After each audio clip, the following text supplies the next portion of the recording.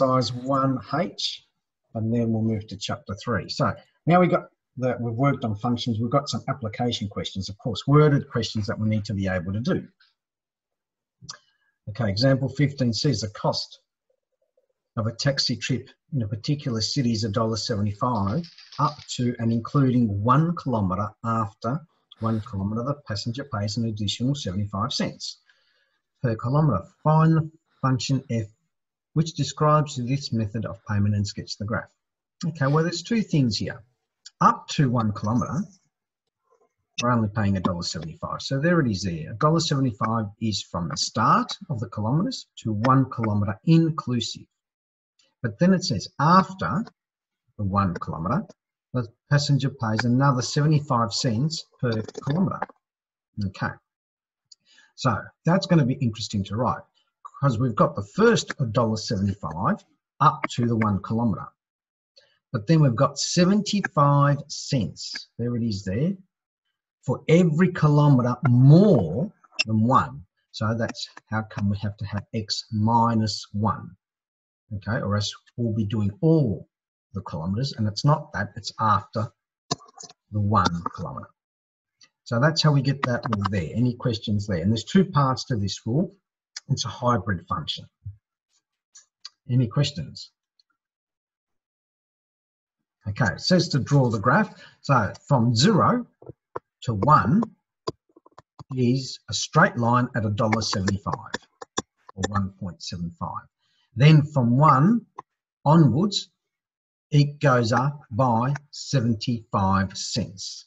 So you can put in a number there. In this case, it's 2. When you put x equals to 2 in here, you get 1.75 plus 0.75, 2 minus 1, which just becomes $1.75 plus the 75 cents, which is $2.50 or 2.5. And that's how we get that point. You only need a point because it's just a straight line. Both of these are just straight lines. You don't need any other point.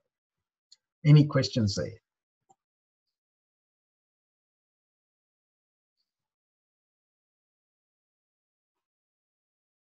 Okay, I'm going to clear this one and go to example 16. Okay, example 16 says, a rectangular piece of cardboard has dimensions 18 by 24, 4 squares each, x centimetres by x centimetres are cut from the corners. Open box is formed by folding up the flaps. Find the function v which gives the volume of the box in terms of x, state the domain and range. So there's the answer. Okay, now let's think about this. Picture says 1,000 words. So we've got this rectangular box here. I'm going to quickly draw it. And from the corners, we are cutting out squares. Try and make it all even. Okay. Now, these squares are x by x. Okay, and the box is 18 centimetres, doesn't matter which one, by 24 centimetres. So there we go. Okay, so we cut them out and then we fold the box up so we get our sides happening. Okay, any questions about that?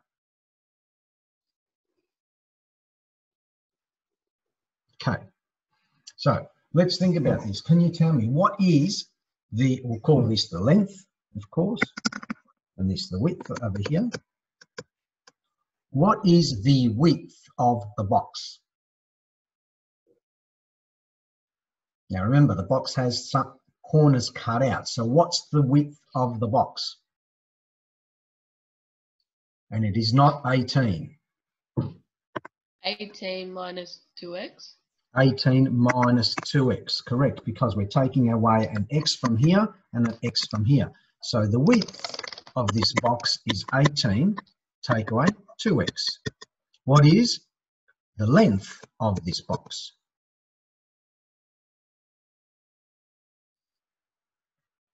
(24 minus 2x) for the same reason. Okay, correct. 24 minus 2x. And of course the height, I'll put the height over here. The height, because we cut out the x and we're folding the x up, the height is just x. So the volume of the box, remember, is the area of the base, which is length times width, times its height. So we're going to have 24 minus 2x, doesn't matter which ones you put there, times x. I'm going to put my x at the front, okay, which is what the question gave us. So we actually showed how we get it. Any questions there? I haven't done the domain yet, but any questions there? Okay, the smallest domain that we can have would be the domain of 0. And if we put 0 in there, we get a volume of 0. That's not a problem. The biggest domain we can have, well, if we look at it, we can have 24 minus 2x equals to 0. So 2x equals 24, x equals 12.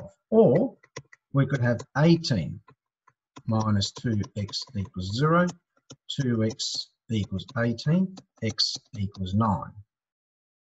Okay, so we could have both of those. Now, when we look at it and we substitute 12 in there, it's not going to work for us. Okay, it just won't work for us, because if we have 12 here, x equal to 12, and we substitute into this width, we're going to get 18 minus 2 times 12 is 24, and 18 minus 24 is a negative number. How can we have a width that's a negative number? We can't. So that is out. Okay, so if we put x equals to 9, that works for both of them. So between 0 and 9. Any questions there?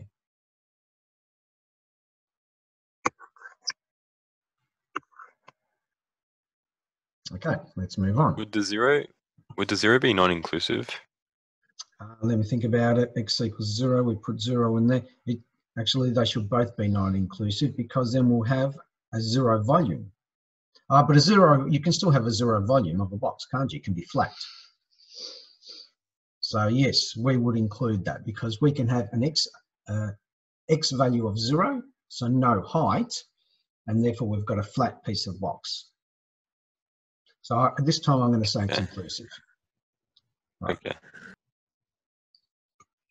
I'll give you a bit of time to copy that down.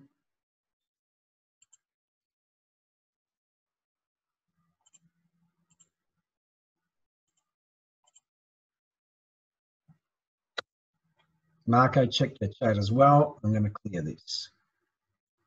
Yes, that was you, Marco. Check your chat. All right, next one. Example 17. A rectangle is inscribed in an isosceles triangle with the dimensions as shown. Find the area of the rectangle function and state the domain. Okay.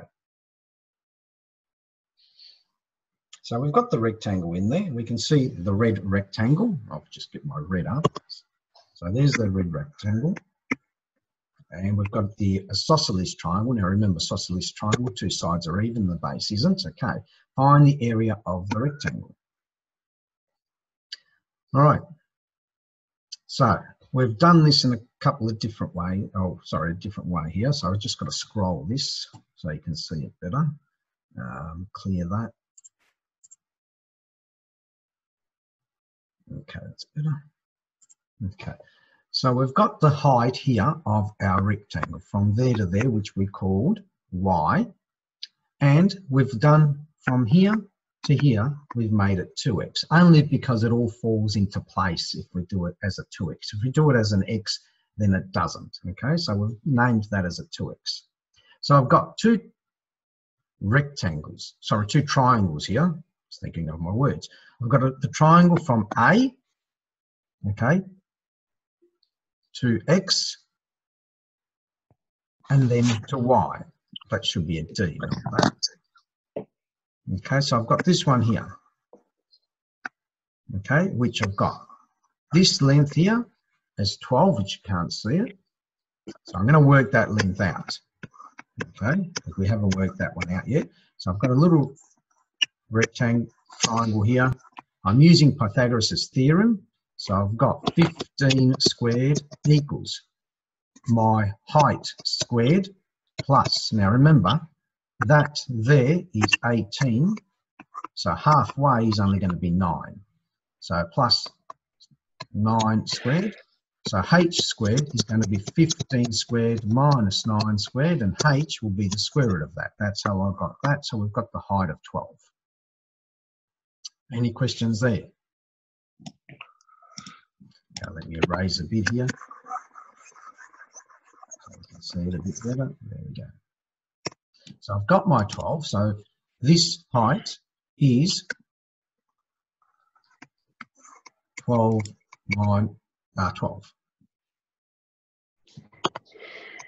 Okay, from there to there. Then I know this from here to here is 18. Now let's work out this rectangle. Okay, I'm going to call this rectangle, change colour. That didn't change colour. I'll call this rectangle over here as y. So this length here, from here to here, is going to be the 12, the height of the whole triangle, minus that little height here, which we called y. Okay, so that's how I got that 12 minus y. You don't have to use these letters, but that's what I've used. And I know that from here to here, okay, I'm going to call it as my x. Is someone coming or going out? I've got two triangles at the end. I've got one, which is a 12 minus y, and I've got the other one, which is the original big triangle. Okay, so I've got my small one, my big one. Okay, so then I can work out the area of this rectangle. Okay, I'm going to use x divided by 9 equals the 12 on y divided by 12. So similar triangles. So there it is there. X divided by 9 equals 12 minus y divided by 12. Divided by 12.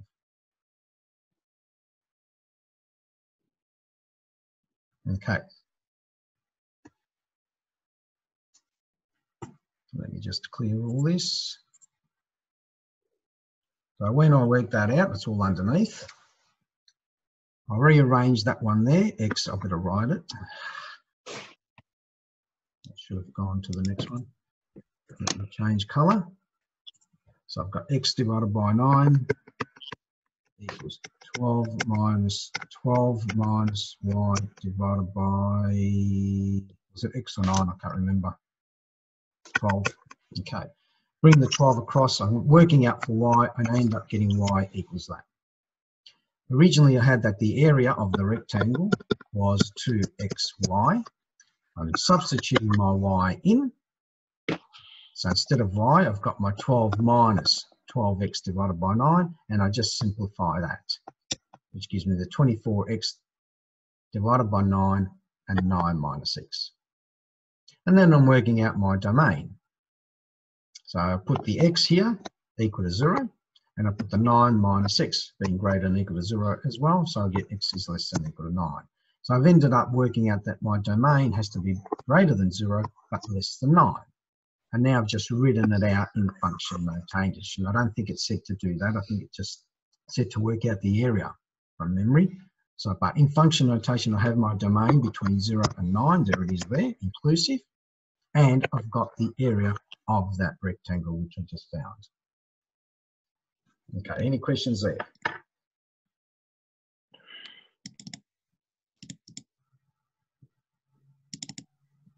All right. I'm going to clear this in a minute or so, and I'm going to go straight into chapter 3, okay, and just do one exercise in chapter 3, and then I'm going to answer, I'll bring up my answers to that exam that I asked you guys to do, some of those questions, just so you're doing it. If anyone's stuck, I'll explain some of them. If you're not, you can hop off. I mean, I can give you the answers straight away. You can double check your work. If it's right, you don't need to stay on. If it is